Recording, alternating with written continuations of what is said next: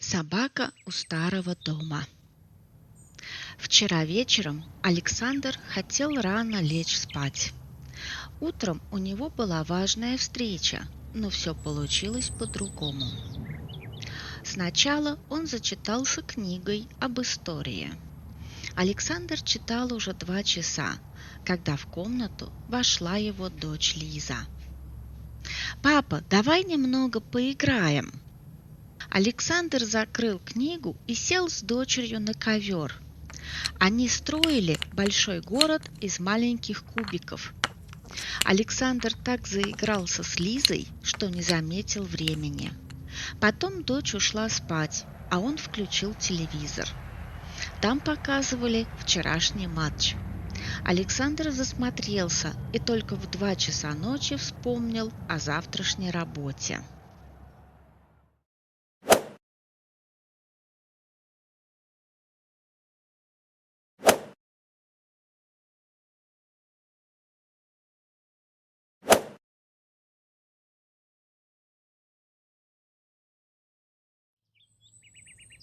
Утром он не услышал будильник. Александр привык спать долго и никак не мог привыкнуть вставать рано. Когда он открыл глаза, было уже 8 часов. Он быстро оделся, выпил воду, положил в сумку йогурт и яблоко. Потом начал искать телефон, ключи и документы. Александр так забегался, что забыл позвонить своему начальнику. На улице было холодно. Около старого дома стояли люди. Александр подошел ближе и увидел работников городской службы.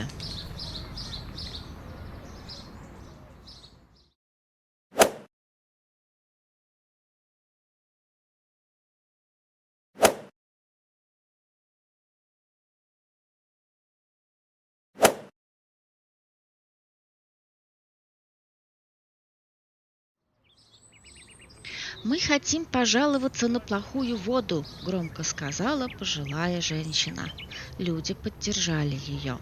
«Вода грязная уже целую неделю». «А я хочу пожаловаться на эту собаку», – сказал пожилой мужчина и показал на большого рыжего пса. «Она спит около нашего дома и пугает детей».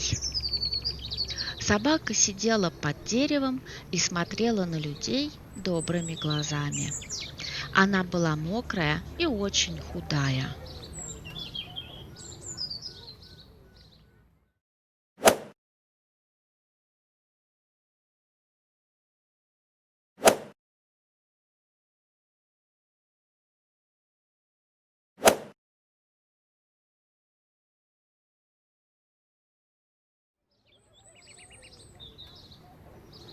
Недалеко стоял молодой человек.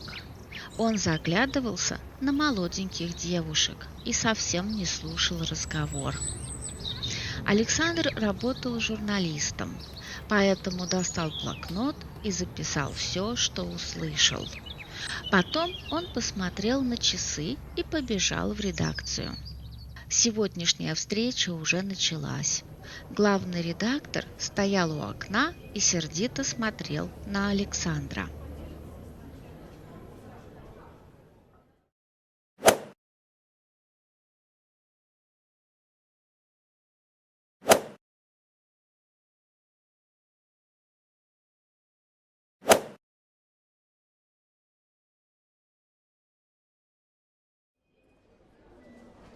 «Ты опять опоздал!»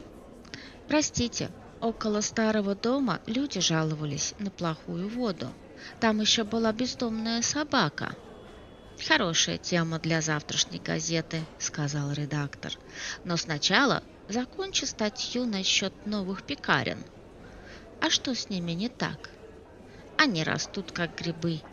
Каждый месяц в городе появляется новая пекарня. Цены на мучные изделия растут как на дрожжах, но спрос тоже растет. Люди все равно покупают хлеб, пироги, булочки.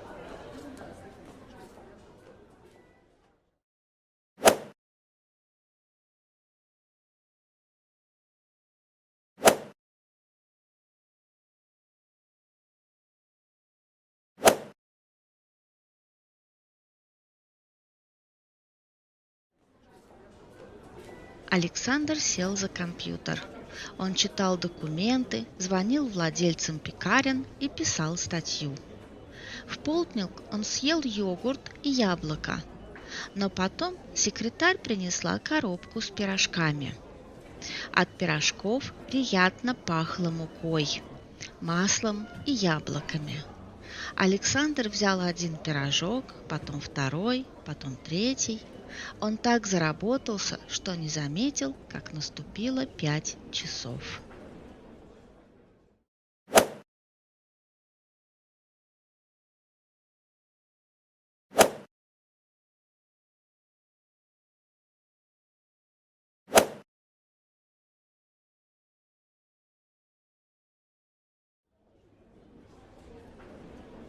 В этот момент ему позвонила жена. «Саша, ты помнишь про врача?» «Конечно, помню». На самом деле он совсем забыл о приеме. Александр выключил компьютер и поехал в больницу. Несколько недель назад он повредил ногу. Теперь, после долгой ходьбы, у него болело колено.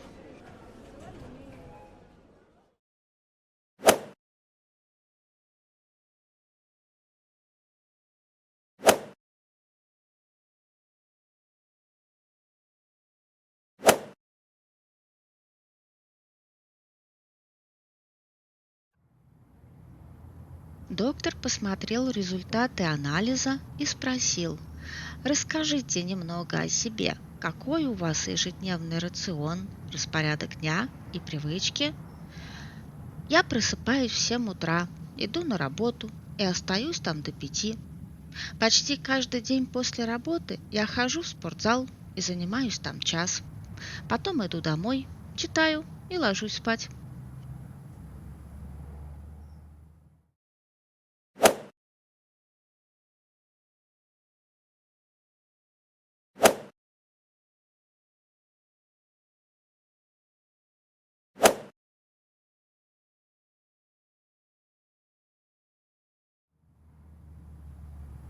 «Чем вы занимаетесь дома?» «2 раза в неделю я занимаюсь с Джоном русским языком. Джон учит русский, а я ему помогаю. По выходным я занимаюсь машиной. Она старая и часто ломается». «А спортом вы действительно занимаетесь почти каждый день?» Александр опустил глаза. «Раньше занимался. Сейчас на спорт совсем не хватает времени».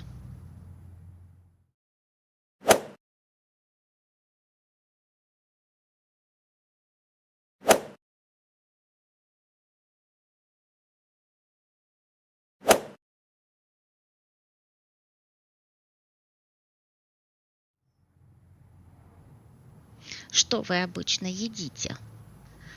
«На завтрак я ем йогурт и фрукты. На полдник пью воду и ем яблоко. На обед обычно ем мясо с гречкой или другой крупой. На ужин жена готовит овощное или мясное рагу». Доктор посмотрел на его рубашку. На ней остались крошки. «А мучные изделия?» «Иногда ем». «Сколько пирожков вы съели сегодня?» 3. «Это ваша постоянная привычка в еде?» Александр вздохнул. «Да, я очень люблю булочки и пироги. Еще я привык много есть вечером и спать долго».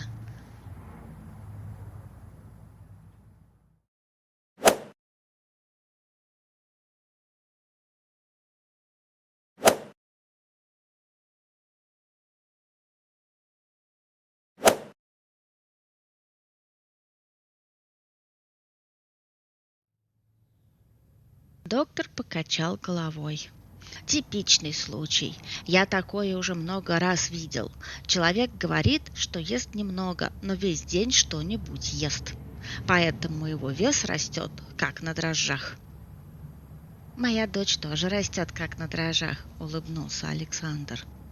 «Дети быстро растут. Иногда кажется, что они растут прямо на глазах. Но сейчас мы говорим о вас. В вашем рационе и образе жизни нужны большие изменения».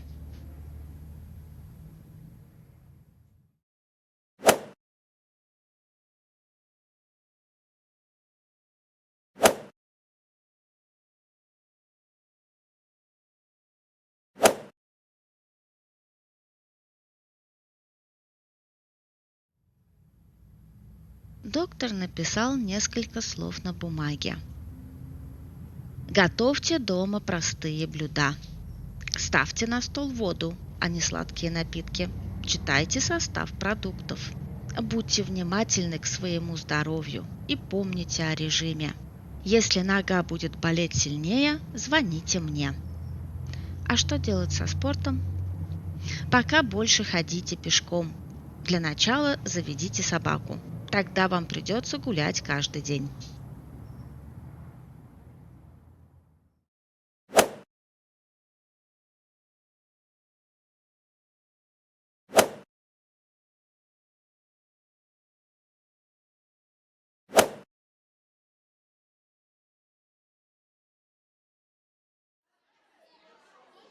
После больницы Александр поехал в школу.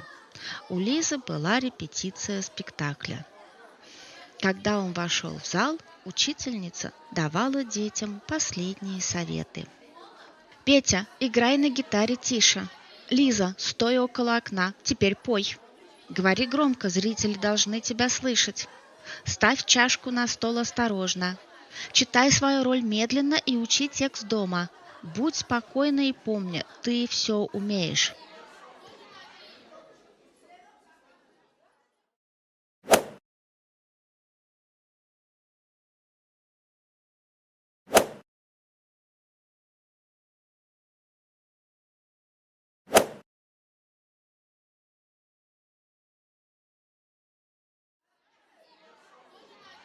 Лиза увидела отца и улыбнулась. Александр посмотрел на нее и вдруг подумал, что дочь действительно растет на глазах. Еще недавно она боялась выходить на сцену, а теперь спокойно стояла перед всем классом. После репетиции они вышли на улицу. Около школьных ворот сидела та самая рыжая собака, которую Александр видел утром. «Папа, она ждет нас», – тихо сказала Лиза. Собака подошла к девочке и положила голову ей на руку. «Наверное, она просто хочет есть». Лиза достала из сумки бутерброд. Собака быстро съела его и снова посмотрела на нее.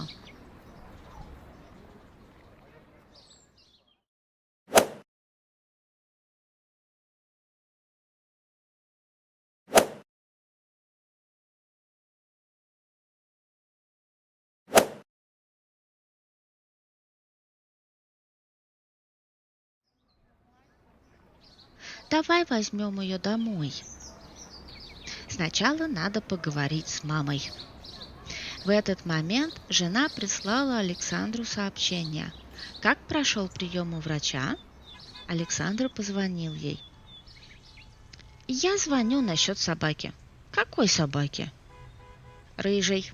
Она живет около старого дома». «А что сказал врач насчет твоей ноги?» «Он сказал больше ходить и завести собаку».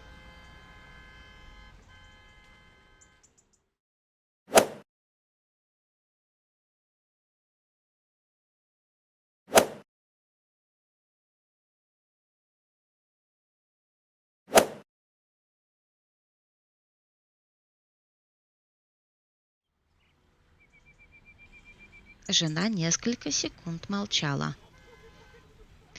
«Ты уверен, что он говорил серьезно?» «Врач знает о теле больше, чем я, и лучше меня разбирается в болезнях. Нужно следовать его совету».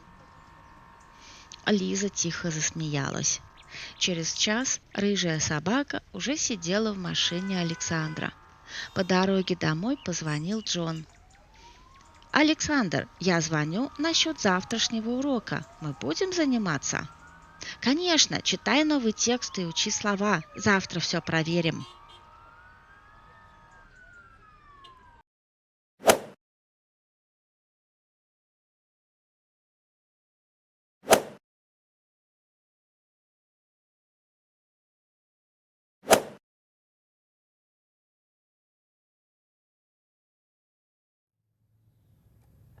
Дома жена приготовила мясное рагу. Лиза поставила собаке миску с водой, а Александр нашел старое одеяло. «Как мы ее назовем?» – спросила жена. «Рыжик», – сразу ответила Лиза. После ужина Александр не включил телевизор и не открыл книгу. Он поставил будильник на 7 часов и лег спать раньше обычного.